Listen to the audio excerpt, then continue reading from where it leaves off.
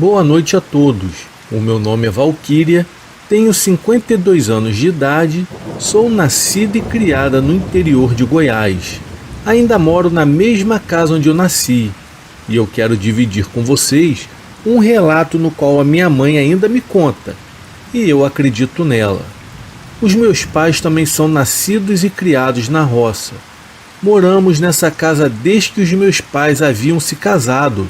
O meu pai hoje é falecido e a minha mãe, graças a Deus, está viva.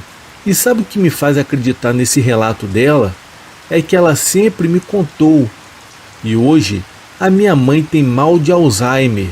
Ela esquece de muitas coisas, mas toda vez que ela toca nesse assunto, ela ainda conta essa história em detalhes, sem deixar passar ou acrescentar nada. E isso para mim é mais do que o suficiente. A minha mãe conta que quando eu nasci, o meu pai não trabalhava aqui. Ele trabalhava em uma localidade próxima. Ele era peão de uma fazenda.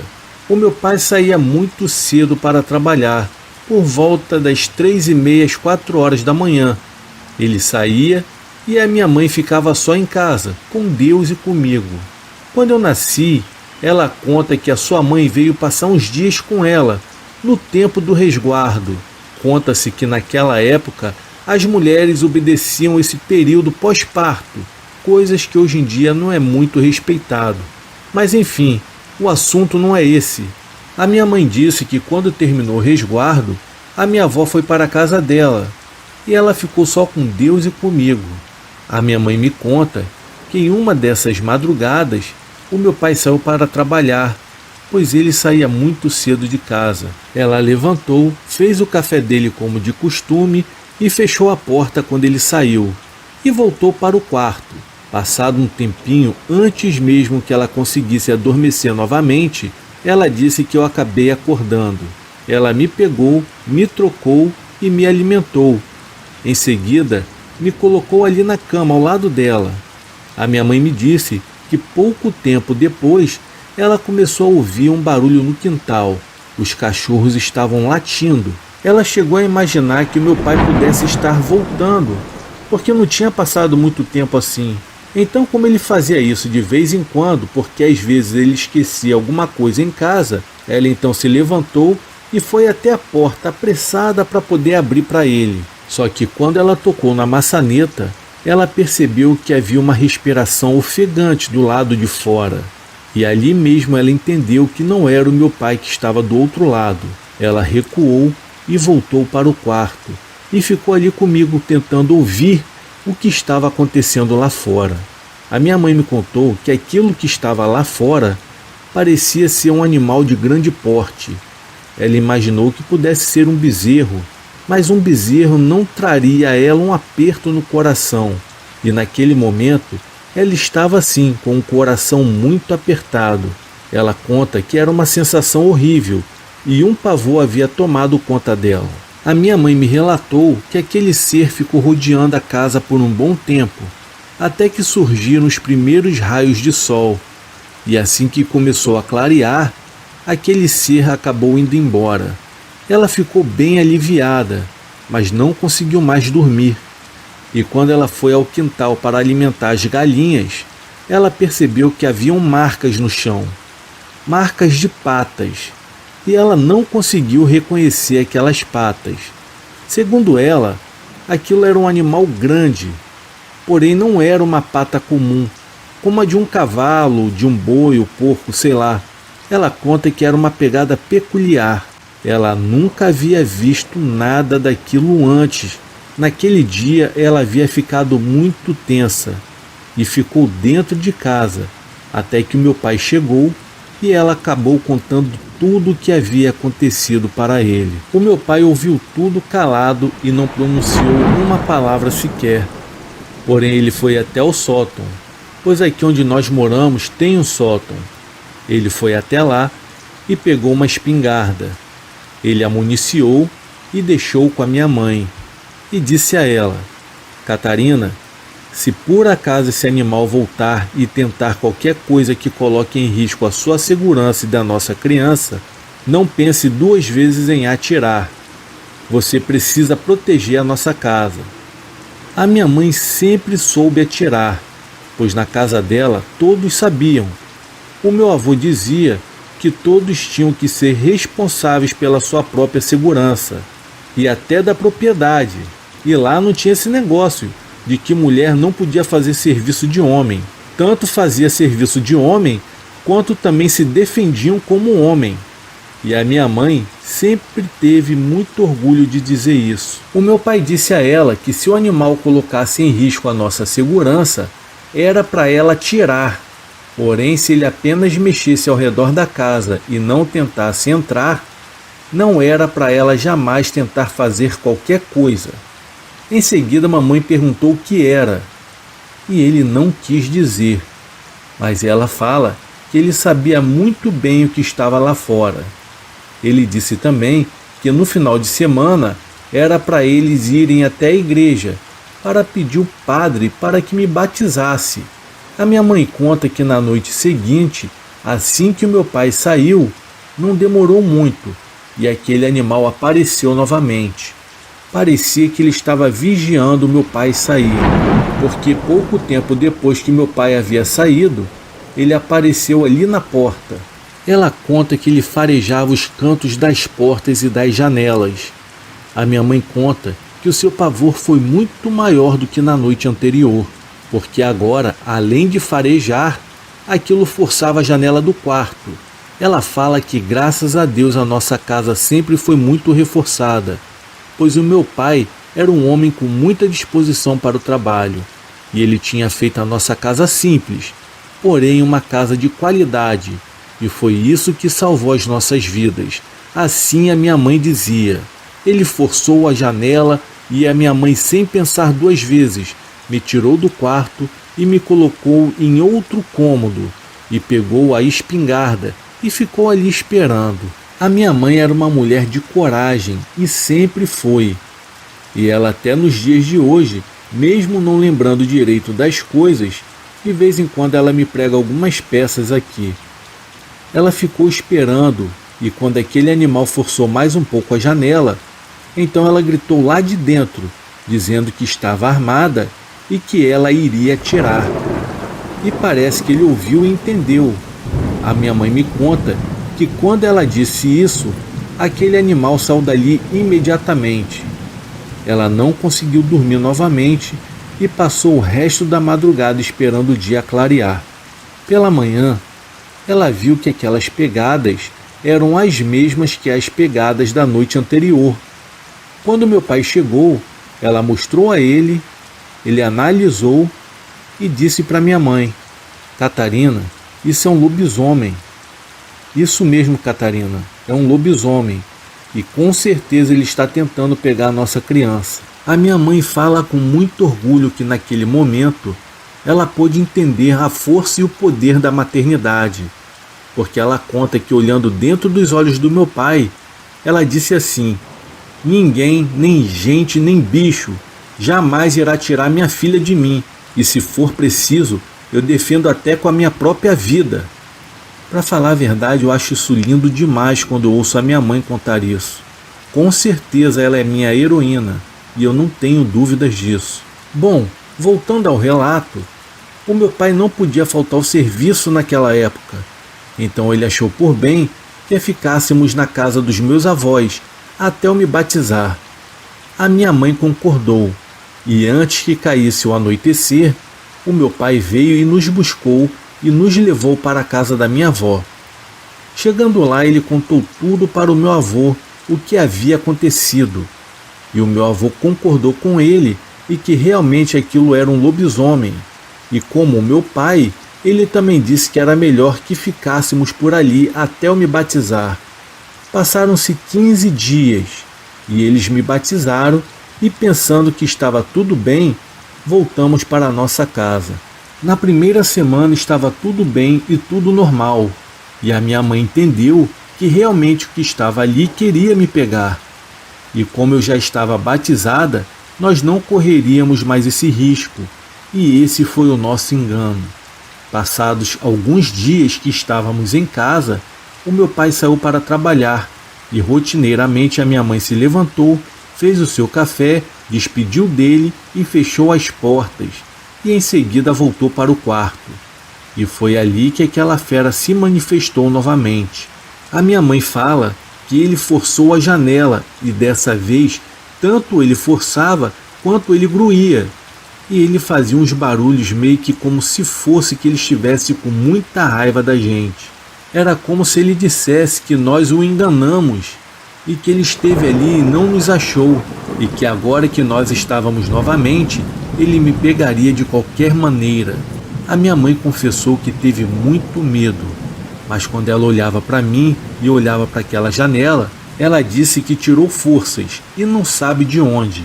Ela foi até a porta da sala, abriu um pouquinho a parte de cima e colocou a ponta da espingarda para fora. Em seguida deu um tiro. Ela conta que não acertou a fera, mas ela conta que aquilo chamou a atenção do meu pai.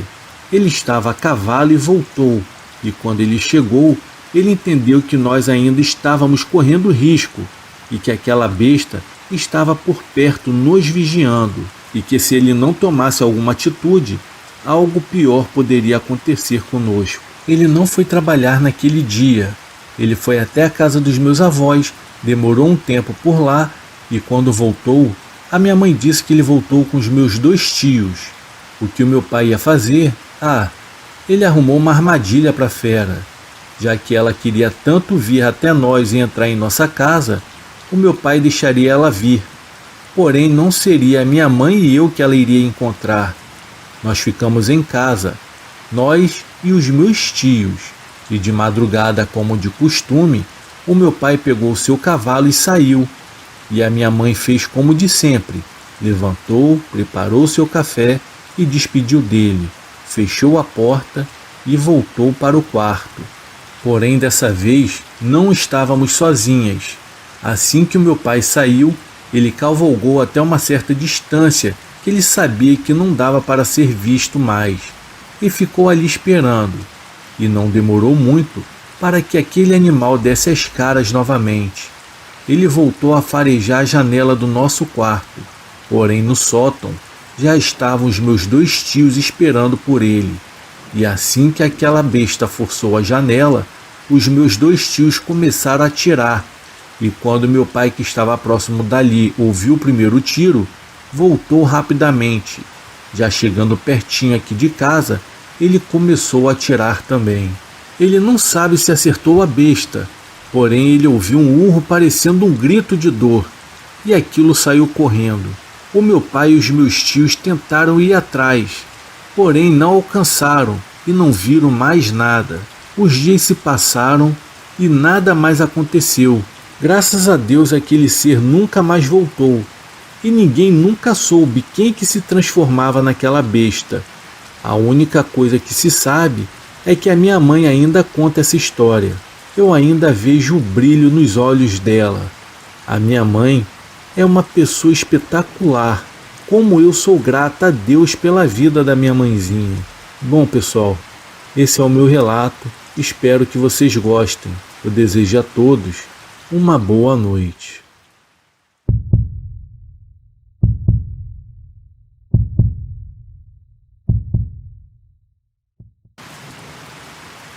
Eram 11h30 da noite, quando a Márcia acordou assustada depois de ouvir o filho Joaquim resmungando no quarto dele. O gemido causado pelo rapaz lembrava alguém que estava sendo estrangulado. Então a mãe dele chamou o marido, que estava dormindo, e ao despertar foi correndo até o quarto do rapaz para verificar o que estava acontecendo. Márcia acendeu uma lamparina e seguiu seu esposo através de um corredor e logo se aproximou dele a tempo de ver o filho se debatendo na cama. Depois de ser acordado pelos pais, Joaquim disse que havia visto uma moça usando um vestido e que estava em pé no canto do quarto ao lado da cama dele. Antes que ele tivesse tempo de perguntar quem era, ela gesticulou pedindo silêncio e em seguida encheu uma caneca com algo que lembrava vinho. Em seguida, ofereceu-lhe a bebida. O rapaz disse que depois do primeiro gole daquele líquido que tinha aroma de uvas, ele começou a perder a respiração e, após soltar a caneca, viu a moça liberando espuma pela boca. A cor da pele daquela jovem começou a ficar roxo e, depois de colocar as duas mãos no pescoço, ela acabou caindo. Joaquim disse que tentou gritar, mas não conseguiu, pois parecia que ele havia ficado preso na cama. Então, ele movimentou o corpo de um lado para o outro, tentando se levantar, mas alguma coisa o impedia. Sentado na cama, o rapaz olhava para o chão como querendo encontrar a caneca e o corpo da moça que parecia tão real. Enquanto o pai ficou conversando com o filho, Dona Márcia foi preparar um chá e trouxe para o rapaz poder se acalmar. Em poucos minutos, o Joaquim foi se tranquilizando do susto e a mãe dele falava que tudo que ele havia visto talvez tenha sido causado por um terrível pesadelo. E aquele chá de erva cidreira que ela havia preparado o faria dormir novamente. Depois, enquanto o casal voltava para o outro quarto, a mulher disse que no momento que ela acordou ouvindo barulho no quarto do filho, um cheiro de vinho também foi percebido por ela. O esposo dela ficou olhando a escuridão diante deles e continuou caminhando em silêncio.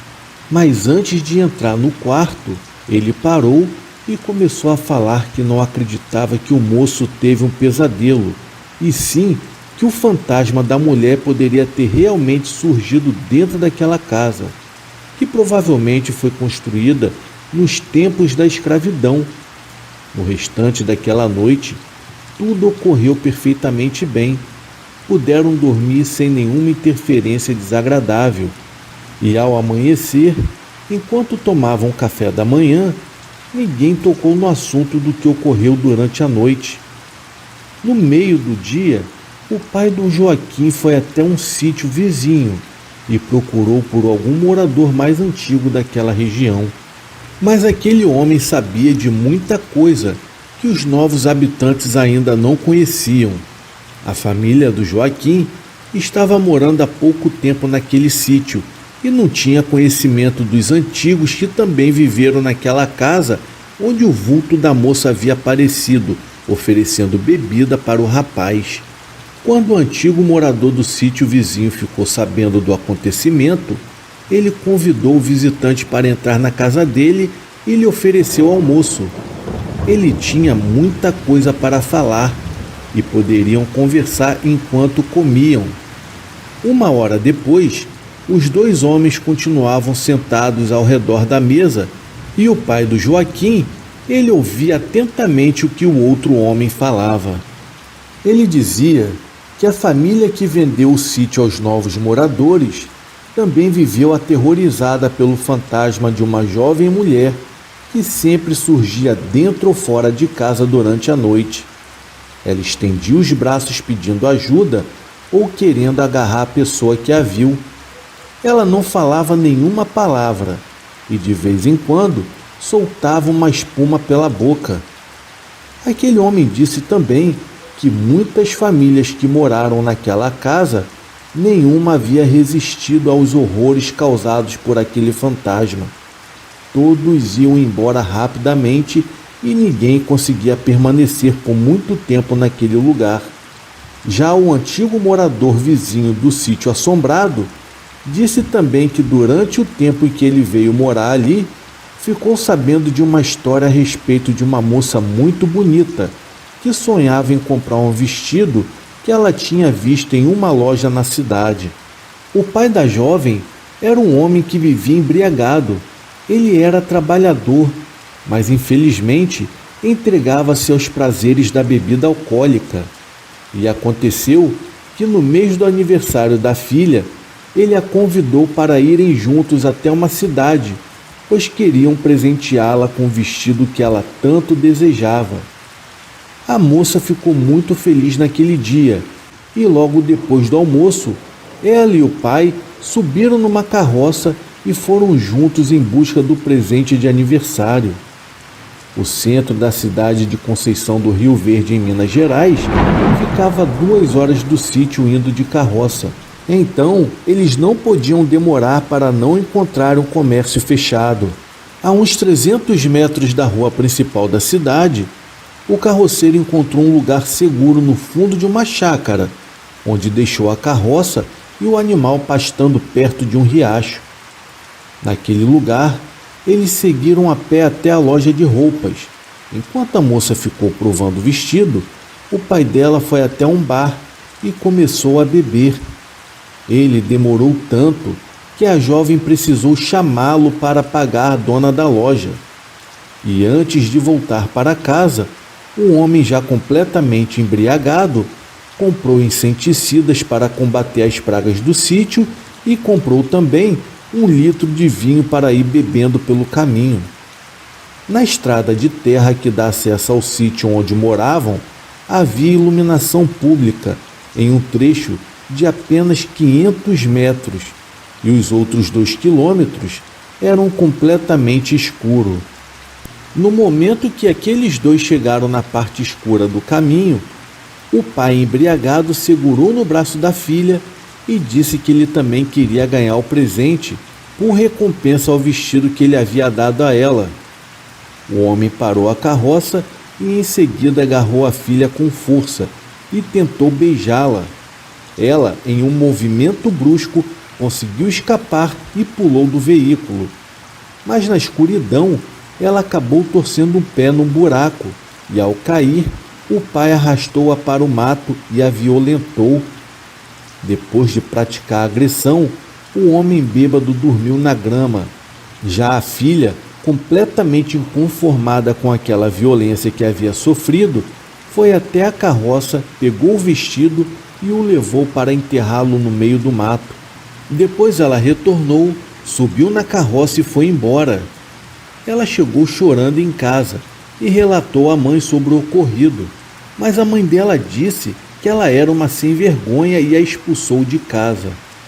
Na manhã seguinte, o empregado do sítio encontrou o corpo da jovem caído atrás da casa e, ao lado dela, estava 1 litro de vinho, uma pequena caneca e uma embalagem de inseticida em pó que estava aberta. E pela quantidade de espuma que havia saído da boca da moça, acreditaram que ela mesma havia se envenenado ao misturar o pó do inseticida ao vinho. Muitas pessoas passaram a acreditar que depois daquele acontecimento, o espírito da jovem ficou vagando naquela região em busca de alguém para seguir até o local onde ela teria escondido o vestido, e que somente depois de desenterrado ela deixaria de ser uma alma penada. E para concluir a conversa, o antigo morador disse que ele nunca acreditou naquela história e que se realmente aquele fantasma algum dia aparecesse, então aquilo seria obra do demônio e que usa a imagem daquela mulher para perturbar os moradores, e que a única forma de fazê-lo retroceder é através de uma oração em nome de Jesus Cristo. No momento em que o pai do Joaquim retornou para casa, encontrou a esposa Márcia esperando por ele, e ela estava ansiosa para saber o que o vizinho havia falado. Na noite seguinte, Dona Márcia levantou-se e foi até a cozinha, pois ela não havia jantado, e acordou com fome. Ela não quis fazer barulho no quarto para não acordar o marido e saiu sem acender a lamparina, pois quando chegou na cozinha, Dona Márcia viu um vulto de uma pessoa e, pensando que era o seu filho que estava bebendo água, ela perguntou por que ele estava no escuro. Em seguida, ela riscou um fósforo que estava em cima da mesa e, antes mesmo que ela conseguisse acender a lamparina, notou que quem estava perto dela não era o Joaquim, e sim um fantasma da mulher do vestido. Dona Márcia gritou e voltou correndo para o quarto, e logo o marido e o filho foram até a cozinha, mas não encontraram ninguém. O que restava era somente um leve cheiro de vinho suco de uvas que estava solto no ar, e aquele aroma comprovava que o espírito da mulher esteve ali. Aquela família não tinha religião e não sabia rezar e nem fazer uma oração. Por isso, No dia seguinte foram chamar o vizinho para que ele fizesse uma súplica dentro da casa e que esperavam que o fantasma da moça fosse embora daquele lugar. Então o vizinho atendeu ao chamado e depois de alguns meses sem receber a visita daquela assombração, eles ficaram tão satisfeitos que até presentearam aquele homem. Mas durante uma noite chuvosa, o Joaquim teve um pesadelo horrível. Ele viu a moça do vestido surgindo diante dele. E ela falou que dessa vez iria embora dali, mas somente por pouco tempo ou até que alguém a convidasse para entrar novamente. Mas na rua, ninguém iria expulsá-la e não demoraria muito para que ele a encontrasse novamente. Ela disse também que quando aquele encontro acontecesse, ele deveria segui-la para o local que ela mostraria. Em seguida, Joaquim gritou, dizendo que nunca iria acompanhá-la, e diante da negativa do rapaz, ela pegou uma caneca cheia de uma bebida vermelha enquanto espumava pela boca e o nariz. Ela avançou contra ele e queria forçá-lo a beber aquilo que ela estava oferecendo. Mas o grito do rapaz foi em voz alta e chamou a atenção dos pais dele, que logo vieram correndo para acordá-lo. Em uma outra noite, enquanto Joaquim voltava da cidade montado em sua carroça, notou que ao chegar na estrada de terra batida, que haviam trechos iluminados, havia uma mulher sentada ao lado dele no banco da carroça. Joaquim disse que ele tentou mover a cabeça por várias vezes para ver quem estava sentado ao lado dele, mas em nenhuma das vezes ele havia conseguido virar o seu pescoço para olhar. Ele conseguia ver apenas com o canto dos olhos, somente o vestido que aquela mulher estava usando. E no momento que eles passaram pelo último poste de luz e que a seguir entrariam na parte escura da estrada de terra, ele percebeu que aquela mulher começou a flutuar e acabou desaparecendo no ar. Naquele instante, o Joaquim conseguiu mover a cabeça e viu a mulher desaparecendo numa cortina de fumaça na altura das árvores. Alguns metros adiante, ela surgiu novamente e apontava na direção da mata. O rapaz sentiu o corpo arrepiar ao lembrar-se das palavras da mulher em seu pesadelo. O Joaquim acredita que até o cavalo que puxava a carroça sentiu a presença maligna que estava na beira da estrada, pois ele se assustou e saiu em disparada. Depois daquela noite, Joaquim evitava de passar sozinho pelaquela estrada escura de terra batida, e alguns anos depois foi feito um loteamento naquele lugar onde a moça do vestido apareceu, e nunca mais alguém viu aquele fantasma novamente, pelo menos não naquela região.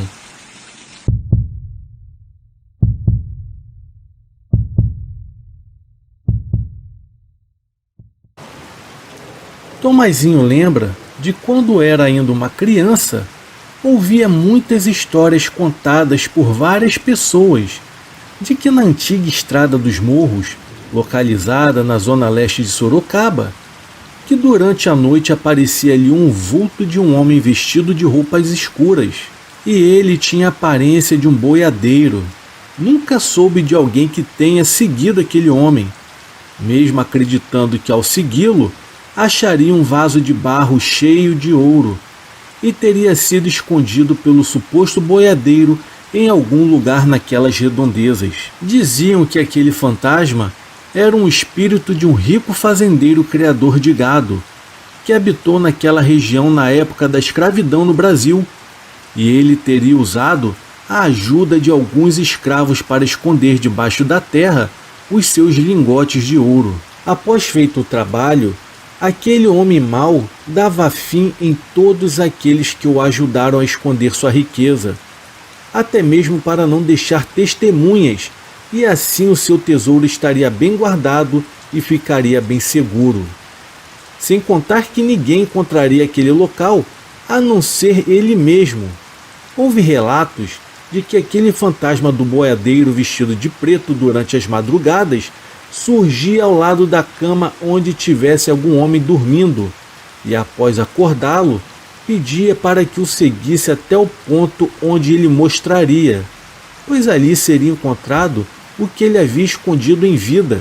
Por ser um fazendeiro ruim e único conhecedor do esconderijo, então após a sua morte todo o ouro que ele havia escondido ficou perdido para sempre. E todos que tiveram o desprazer de serem acordados por aquele espírito das sombras falavam que recebia sempre a mesma orientação. Mas como eu já disse, ninguém nunca se atreveu a se levantar e sair de sua casa e seguir aquele espírito. E conhecendo a história sobre aquele homem que supostamente tinha feito aos seus escravos, menos ainda tinham coragem de segui-lo. Já as crianças daquele tempo não saíam para fora de suas casas durante a noite, exceto quando estavam acompanhadas por algum adulto, pois todas tinham muito medo de se encontrar com aquele vulto assustador.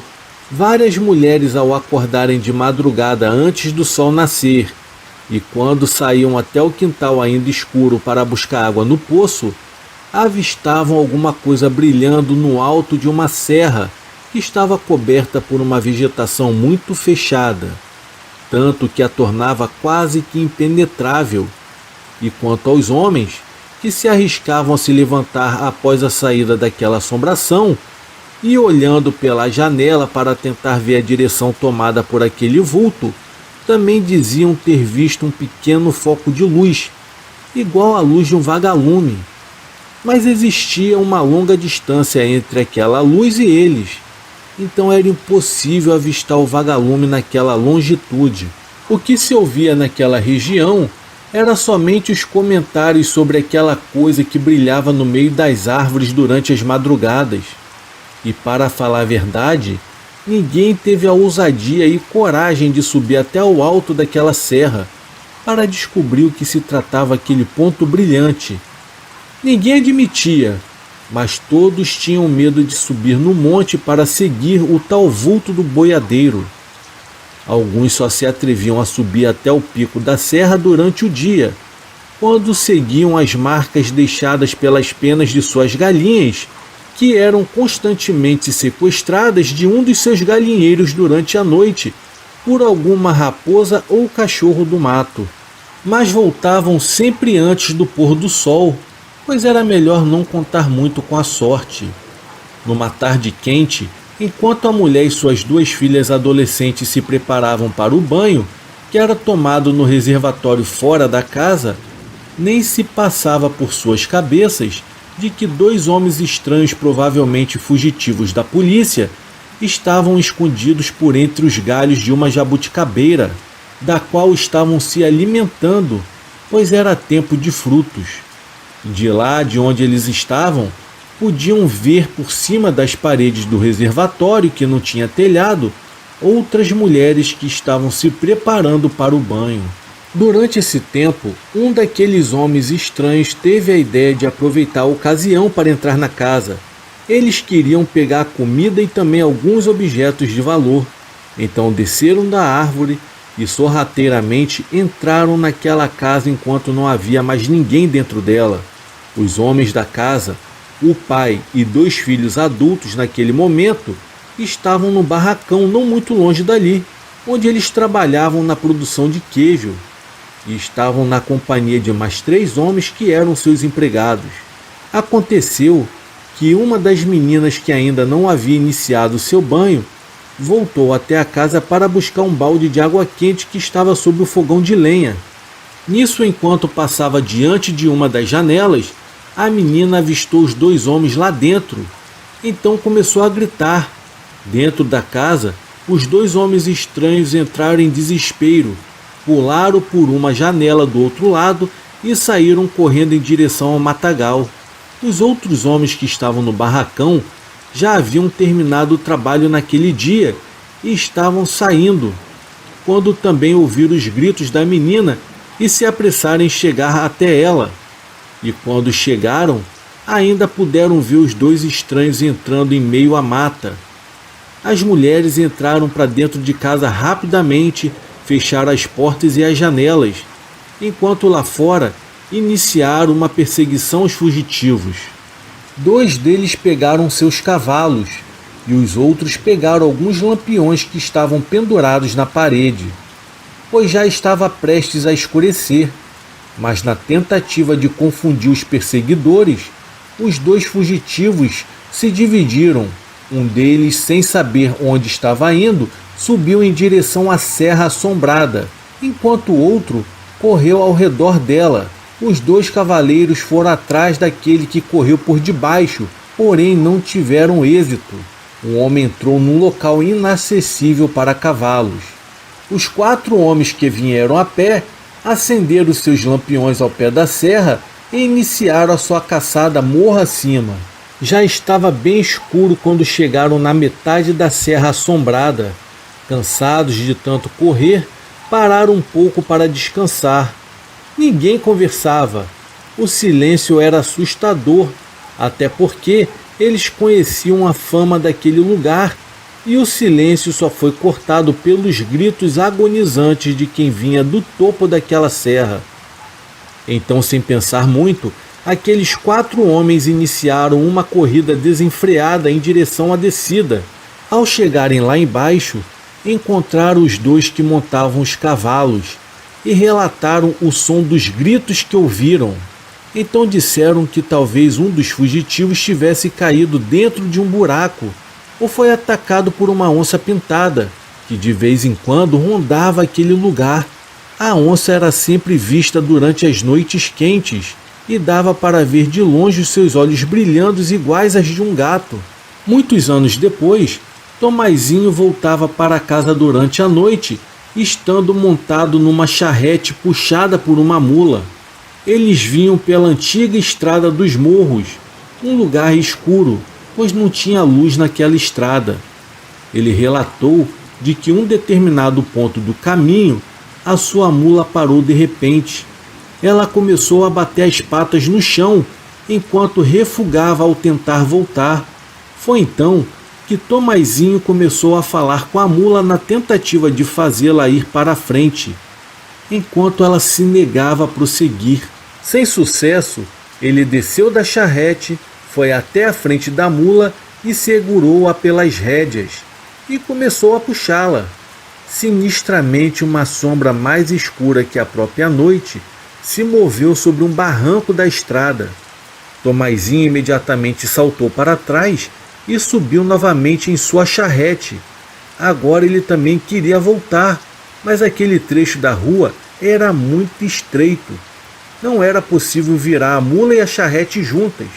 Então ele permaneceu sentado no banco enquanto segurava aquelas rédeas que quase cortavam as suas mãos devido à grande força que aquela mula estava fazendo para escapar. Ao ver aquilo, ele dizia: Meu Deus do céu, um demônio! Meu Deus, me ajuda!" De repente, aquele vulto começou a tomar forma de um homem grande, e ele vestia roupas muito escuras e usava um chapéu e parecia ter armas nos coldres pendurados na cintura. Aquele fantasma de capa preta começou a flutuar enquanto apontava na direção de uma colina perto de onde estavam.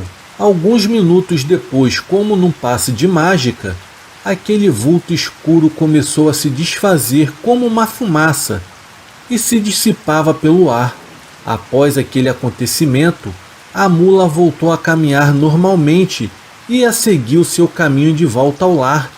Tomazinho afirmou que estava completamente acordado durante o acontecimento, mas disse também que confiava na mula. Ela conhecia bem o caminho e poderia retornar sem que ninguém a guiasse. Após essa confissão, ficamos em dúvida, sabendo que a mula poderia retornar sozinha por aquela estradinha escura e deserta. Será que ele não cochilou e por isso acabou tendo um pesadelo com toda essa história que ele também conhecia? Perguntamos isso a ele e, como resposta, ele disse que toda vez que eles passavam novamente por aquela rua escura, a sua mula sempre ficava assustada quando se aproximava do lugar de onde aquele fato aconteceu. Ele disse também que nunca mais passou sozinho durante a noite por aquela estrada dos morros.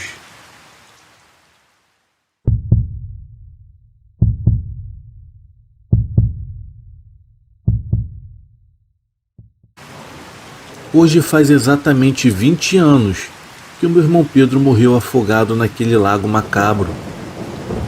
Boa noite a todos. O meu nome é Paulo, moro aqui em São Paulo e tenho 2 lindos filhos. E se o meu irmão estivesse vivo, certamente ele iria amá-los como eu os amo. Afinal de contas, o Pedro era o meu único irmão e também o meu melhor amigo. E quando jovem, eu nunca acreditei em histórias de fantasmas, mula sem cabeça, ou em outras histórias dessas que as pessoas contam na frente de uma fogueira. E se não fosse pelo meu irmão Pedro, eu não acreditaria nessas coisas até hoje. Nos anos da década de 80, os meus pais herdaram uma grande propriedade no interior de Minas Gerais. Apesar de antiga, era uma bela propriedade, envolta de muito mato e de um belo lago. Inclusive eles o chamavam de o Lago dos Cisnes Brancos. As águas eram limpas e cristalinas, e haviam peixes em abundância e variados tipos. Enfim, trata-se de um belo sítio. Os meus pais tinham que se mudar para o local. Essa foi a condição imposta a eles, se quisessem de fato ficar com a propriedade. Como meu pai era peão e nós morávamos em um pequeno casebre cedido por um fazendeiro, no entanto, ele nos permitiu que ficássemos por ali por pouco tempo, pois, segundo ele, um dos seus filhos iria se mudar para esse tal casebre. Então, mais do que nunca, precisaríamos sair dali muito em breve. Isso não era nada bom, já que para conseguir uma propriedade com o salário de peão que meu pai ganhava, seria praticamente impossível. E foi diante dessas dificuldades que o meu avô, o pai da minha falecida mãe, nos cedeu um tão sonhado pedaço de terra. Apesar de isolado e distante, aquela bela propriedade resolveu os nossos problemas, que não eram poucos. Então, o fazendeiro patrão do meu pai alugou um caminhão para fazer a nossa mudança, que seria definitiva. Como meu pai era um bom empregado, o fazendeiro lhe pagou um bom dinheiro para começarmos uma vida nova na nova propriedade. E os primeiros dias foram maravilhosos. Eu e o meu jovem irmão Pedro brincávamos muito. Depois de fazermos nossas tarefas, cuidávamos de alguns animais até aproximadamente ao meio-dia. Depois disso, uma professora do estado vinha nos dar aula em casa, já que próximo não havia nenhuma escola. E depois dos estudos, Pedro e eu passávamos os finais de tarde, às vezes pescando no Lago dos Cisnes, ou às vezes caçando pequenas aves no meio do mato para assarmos no fogão a lenha que existia no local.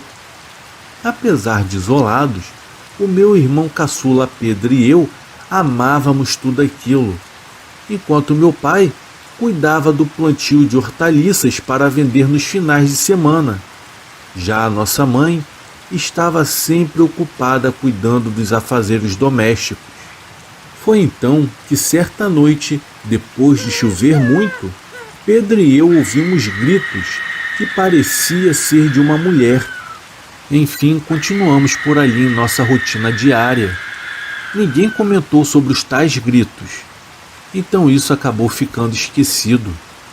E após alguns dias, numa certa noite, eu não me lembro exatamente qual, mas eu juro que ouvi um assobio bem sinistro e parecia estar bem próximo de nossa porta. O meu irmão caçula estava dormindo em um profundo sono, enquanto eu estava ali desesperado em angústia com aqueles assobios sinistros que só eu parecia ouvir.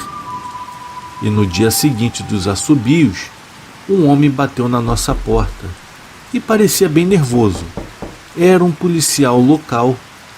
O homem trazia consigo uma foto de uma mulher estranha, que, segundo ele, era uma cigana dos arredores e a cigana fazia rituais de magia e havia desaparecido misteriosamente.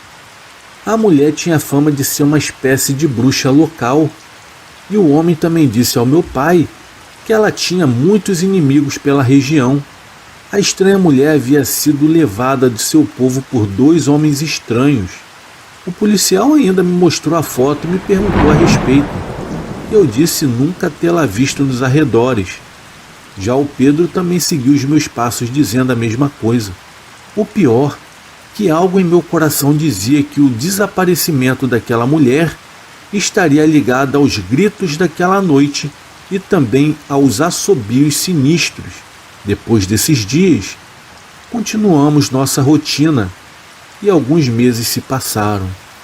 Em uma determinada noite, enquanto eu estava adormecendo, já que o Pedro, como sempre, estava em seu profundo sono, e mais uma vez eu ouvi como se tivesse em frente à nossa casa, sendo que do lado de fora, aquele mesmo maldito assobio. Sim, por várias vezes o meu medo foi tanto que nem gritar eu conseguia. Eu fiquei embaixo dos lençóis. Eu não via a hora daquilo ir embora. O assobio persistia durante toda a noite, enquanto eu permanecia ali suando frio, com muito medo. O meu medo era tanto que o meu coração parecia sair pela boca de tanto bater. O estranho de tudo isso é que eu estava ali apavorado, mas eu não via nenhum sinal do meu pai ou da minha mãe. Aquilo já estava ficando muito macabro. Eu não sabia mais o que fazer. E depois de horas em agonia embaixo dos lençóis sem dormir, tínhamos que levantar cedo para as nossas tarefas diárias. E naquela manhã, os meus pais me perguntaram a respeito da minha cara de cansado, pois eu não havia pregado os meus olhos. Então perguntei a eles sobre o assobio, mas eles disseram que não ouviram nada. O meu irmão Pedro então dormia feito um urso, pois nós dormíamos no mesmo quarto. Depois de alguns dias, novamente, fomos surpreendidos pelo mesmo policial, agora com a foto de um jovem que havia desaparecido naquela mesma região. Numa bela tarde, então, para aliviar o cansaço, Pedro e eu resolvemos pescar. E assim que chegamos no lago, eu senti que algo havia mudado, pois as águas do lago já não eram mais tão cristalinas como antes, e pareciam ter ganhado um tom mais escuro, e havia um terrível fedor que parecia ser de algo podre, e ao inalar aquele fedor horrível, a minha vontade era só de vomitar. O meu irmão Pedro, como ainda era muito jovem, não se ateve a estes detalhes, e assim que a noite foi chegando, rapidamente preocupado chamei o meu irmão. Mas para minha surpresa e meu espanto, eu vi que ele estava parado na beira do lago. Ele estava estático, olhando para o fundo do mesmo. Ele estava em transe. Naquela noite uma neblina negra começou a se formar no meio do lago. E de repente algo muito sinistro começou a acontecer, pois aquele assobio sinistro havia acabado de voltar. Enquanto isso, Pedro ficou ali estático, sem expressar nenhuma reação, como se nada estivesse acontecendo. Foi então que eu gritei bem alto pelo nome dele. Pedro! Foi aí que ele olhou para mim como se eu estivesse o tirado de um transe bem macabro. Sem muito tempo a perder, eu agarrei em seu braço direito e o trouxe mais próximo de mim. Talvez se eu não tivesse feito isso, ele teria entrado no lago sem perceber. E foi exatamente nesse momento que eu fiquei ainda mais assombrado, pois o assobio havia começado a ficar mais alto. E eis que no meio do lago parecia que havia alguém se debatendo na água. O Pedro olhou também e não entendeu o que estava acontecendo. De repente, uma coisa começou a emergir no meio do lago. Eu não sei o que era, mas com certeza não era desse mundo. A figura era algo negro. Parecia ser uma mulher que estava envolta por um pano cheio de lama e um fedor podre havia surgido naquele exato momento. e aquele assobio macabro estava bem próximo agora de onde nós estávamos. O meu irmão apavorado gritou para irmos embora, e foi o que fizemos. Saímos de lá desesperados de mato adentro. Enfim, cansados e ofegantes, chegamos ao sítio. Os meus pais perceberam nosso desespero e o olhar de medo e pavor em nossos rostos. Expliquei tudo a eles, assim que tranquei todas as portas para impedir qualquer coisa de entrar. O meu pai, como um cético que sempre foi, não acreditou muito na minha história. Naquela noite, eu peguei um facão velho para levá-lo ao meu quarto para nossa proteção. O meu pai ainda me disse que o meu problema era a falta de sono. O Pedro estava bem assustado, mas eu procurei tranquilizá-lo e, enfim, ele conseguiu dormir. Eu coloquei o velho facão do lado da minha cama, já que a minha cama era do lado da porta e da cama do Pedro, que ficava ao lado de uma grande janela. Como meu pai disse, apesar do medo e de tudo, o meu mal era sono. Mesmo aterrorizado, eu consegui dormir naquela mesma noite. Foi então que eu acordei com um maldito assobio nos meus ouvidos. Resolvi então chamar pelo meu irmão Pedro. Mesmo eu ali, com muito medo e com a minha cabeça ainda debaixo dos lençóis e suando muito frio, o Pedro não me respondeu.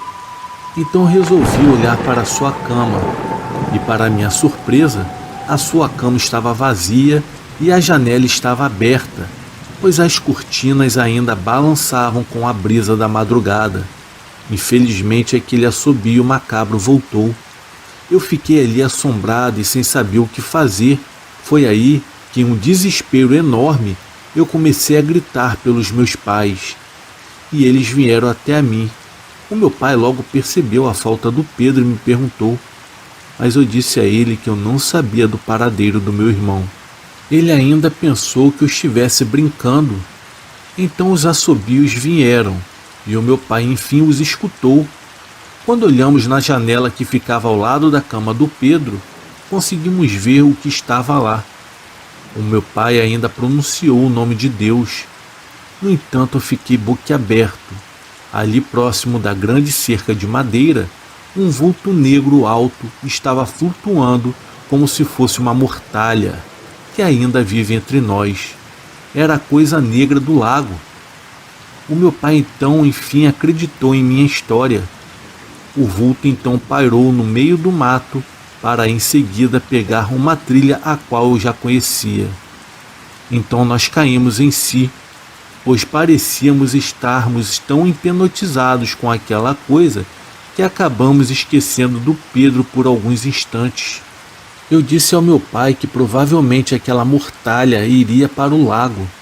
A minha mãe se pôs a rezar e a rezar, depois de todos aqueles sombrios acontecimentos. Já se passavam das 2 horas da manhã, quando meu pai decidiu pegar a sua velha espingarda e eu o meu facão para sairmos em busca do Pedro, mesmo com muito medo, pois a noite naquela mata parecia ter ficado ainda mais sombria e tenebrosa. O meu pai pouco falava, parecia ter ficado bem abalado com o ocorrido, pois tudo o que tínhamos de iluminação era um velho lampião. Quando chegamos próximo ao lago, aquele assobio macabro soava em nossos ouvidos. E assim que chegamos no lago, ainda deu tempo de ver aquela sombra negra e nefasta. E no meio do lago, ela estava flutuando assustadoramente. Afinal, o que seria aquilo? Perguntava o meu pai. E assim, aos poucos, aquela maldita entidade foi entrando para dentro do lago, até desaparecer por completo. Mesmo assim, gritamos pelo Pedro. E nada acontecia.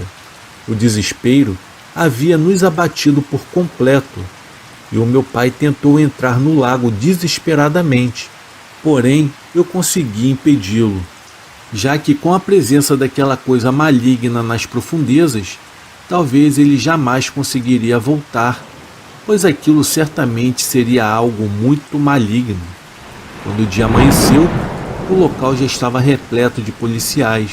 pois a minha mãe alertou os mesmos logo que amanheceu, já que não havíamos voltado para a nossa casa. A falta do Pedro acabou com a nossa família. Alguns médios chegaram a vir para auxiliar nas buscas. Depois de alguns dias, recebemos a trágica notícia. O corpo do Pedro havia sido encontrado no fundo do lago, coberto por lama. A equipe de resgate trouxe também máquinas para dragar o lago, pois foram encontrados mais 2 corpos. Um deles era do jovem que o policial havia nos perguntado numa determinada noite. Já o outro corpo era da mulher cigana. Ambos os corpos estavam praticamente em ossos. Eles foram reconhecidos pelas suas famílias por causa das suas vestimentas. Infelizmente, a minha mãe não viveu muito depois da perda do Pedro e faleceu 2 anos depois. Em seguida, nós nos mudamos daquele lugar maldito.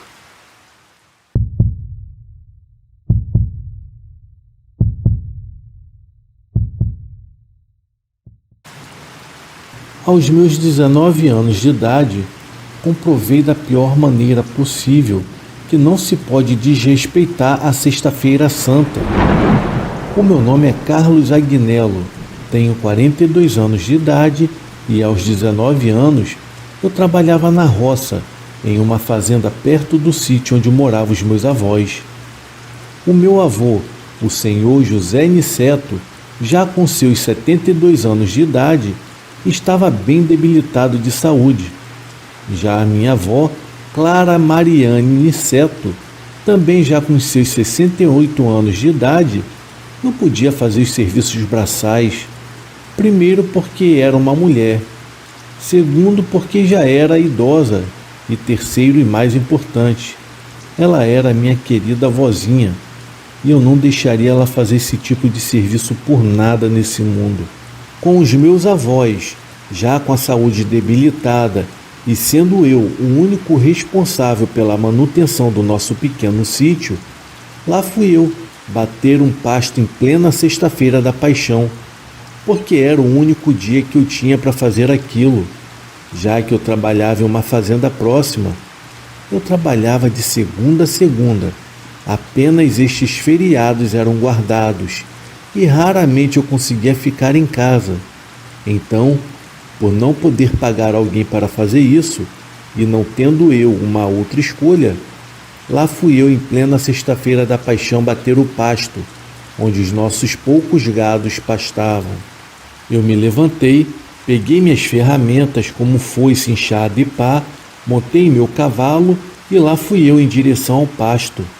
Quando eu estava saindo na pequena porteira do sítio, a minha avó me chamou, olhei para trás e ela me perguntou para onde eu iria e o que eu iria fazer naquele dia em que não se podia fazer absolutamente nada. Eu expliquei a ela que era necessário eu ir bater o pasto, pois o capim já se encontrava muito alto, inclusive um bezerro já tinha machucado a pata na semana anterior.